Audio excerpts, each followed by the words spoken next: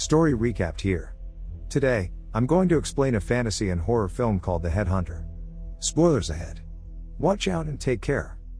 The coldness in the man's eyes complements the freezing temperature surrounding him.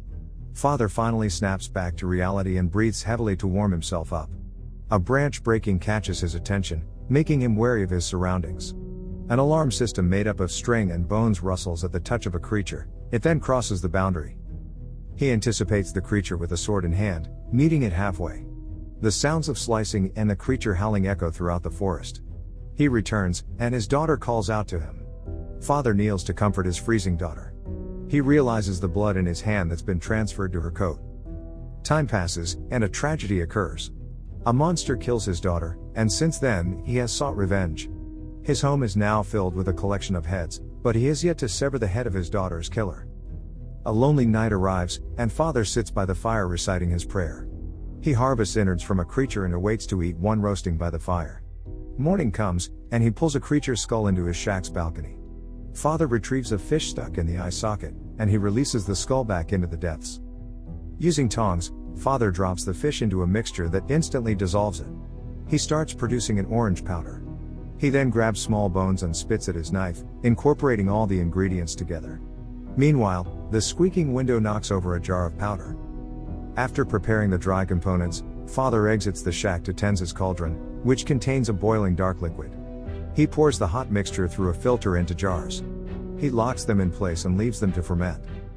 Outside, he sits on a block of wood and admires the beauty of his surroundings. He talks to his daughter's grave and offers her a metal arrowhead. Legend says that the arrowhead can carry souls to the afterlife, but Father doesn't believe in it. After some time, squeaking from the window disturbs Father's siesta. Feeling frustrated, he cuts off wood and tries fixing it. He then stops as he hears horns blaring from the castle. The horns are a sign that a king's order has been sent for him to accomplish. With his helmet on, Father rides away to accept his mission. Later that day, Father falls off his horse and makes his way inside, throwing a sack into the floor. He bleeds as he makes his way to the mixture he prepared. Father removes his armor and helmet and opens up the jar. He applies the medicine to his mauled shoulder and screams in pain. His eyes almost pop out of their sockets as he feels relief. A new day arrives, and the window squeaking persists. Father awakens, he unsheaths his blade and uses it as a mirror. His wounds have miraculously healed, and he recoups his strength. He stands and flips through his diary, inserting another completed order from the king. He has completed countless bounties, but he is yet to encounter his daughter's killer. He stashes his loot and looks over to a bloody sack.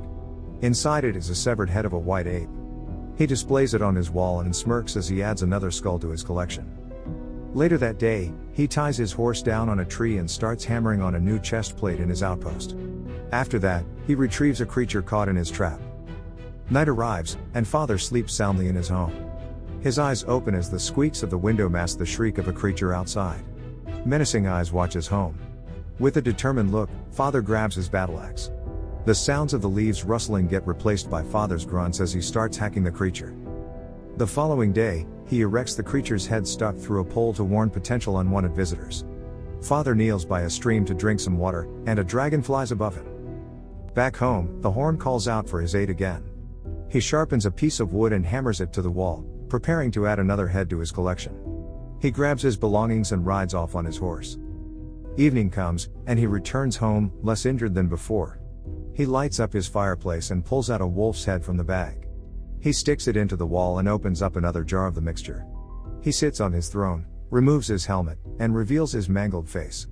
Father applies the medicine, and he bears the pain much easier. He closes his eyes and drifts off to sleep. A pool of blood accumulates on the wood flooring, and Father wakes up with new scars. He moves the bucket to catch the blood from his most recent prey. Outside, he hangs his horse's bridle on a tree where a horseshoe rests on one of the branches. Later that day, he carves out a wooden figurine of his horse. He makes his way to his daughter's grave and informs her that his horse is dead. Another horn blares from the castle. Father cusses in frustration as it seems he has no time to rest. Back at home, he starts hammering another spike but gets pricked. He walks to the castle, leaving the stake with his blood dripping. Arriving at a tree, Father inspects an arrow with a piece of parchment. He then sees the archer in a white robe returning to the castle. He reads the bounty, and he runs toward his daughter's grave. The monster that killed her daughter returns, and Father thirsts for vengeance. He starts his journey passing various biomes.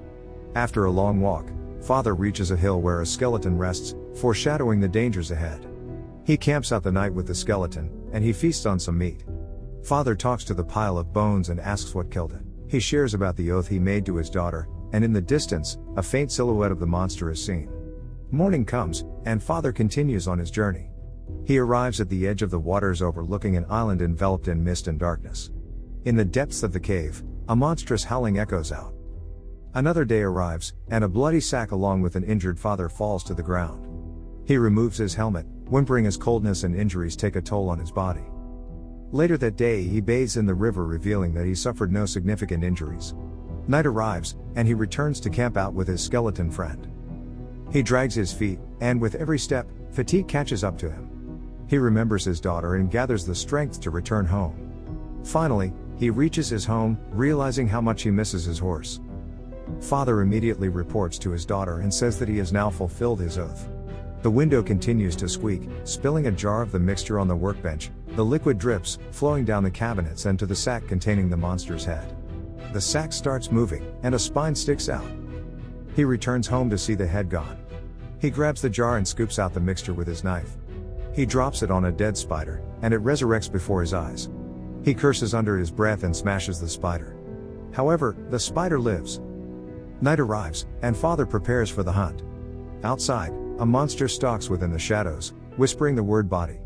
It starts crawling to Father's shack. Father exits with a torch in hand to look for the monster. He takes every step with caution, straying farther and farther away from his shack. He unsheaths his blade as he sees the sack.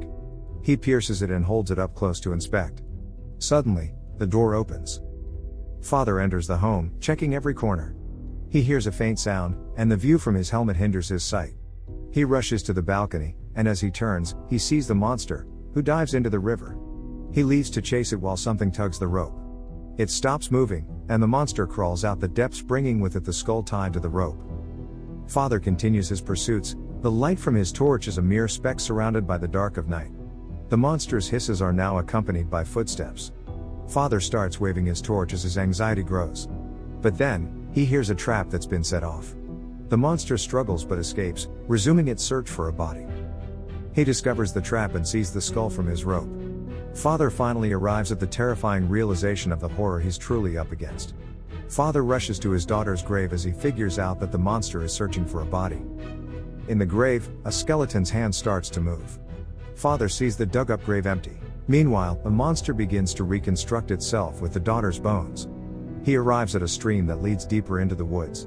The monster now whispers the word, Father. Due to the tight passage, Father sheathes his sword, removes his armor, and grabs his axe, journeying farther into the tunnel. A skeleton surprises him, and he smacks it with his torch, putting out the flame. He tries to light it again but fails. The word Father echoes throughout, provoking him to go deeper into the darkness. Further in, Father stops to observe his surroundings, and only the water droplets from the cave ceilings can be heard. Suddenly, the monster reveals itself and latches onto him. With his bare hands, he strangles it, pulling the spine out of her daughter's bones. The monster wraps its cord around Father and constricts him. He removes his helmet and grabs a blade from his belt. With every stab, blood splatters on his face. Finally, the monster ceases to resist. Father sighs in relief and retrieves his daughter's remains. Morning arrives, and he sets his daughter's corpse with blooming flowers. He returns home and leaves the head outside. He grabs his axe and smashes the monster to ensure its death. Father returns to the grave, reburies his daughter. And with every layer of dirt he brushes in, he's reminded of the time he would cover her daughter with a coat. Finally, her body, along with her soul, peacefully rests. The metal arrowhead presents itself underneath the soil. Father chops up some wood and creates an arrow with it. He aims it at the sky, closes his eyes, and fires. The arrow lands on a rotting creature. He finally fulfills the oath and returns home. He passes through the still squeaking window. Then suddenly, a faint noise of struggling and flesh being ripped apart is heard. Father enters the home, oddly stepping his way in. He sticks another head into the stake he prepared, adding himself to the collection. The monster now inhabits his body and walks away with a jar of the mixture. The father attributes revenge to his desire to give his daughter peace. When in fact, the father does it for himself as a means to bury away his self-loathing for letting her die. As he goes on repetitive quests to kill monsters, he loses what's important to him little by little, scar by scar. Then finally, he encounters the monster who killed his daughter, getting the opportunity to end his endless pursuit. However, his own meticulous preparations defeat him. Subscribe to watch more videos like this. Turn on notifications. And leave a like, it really helps the channel out. Thank you for watching.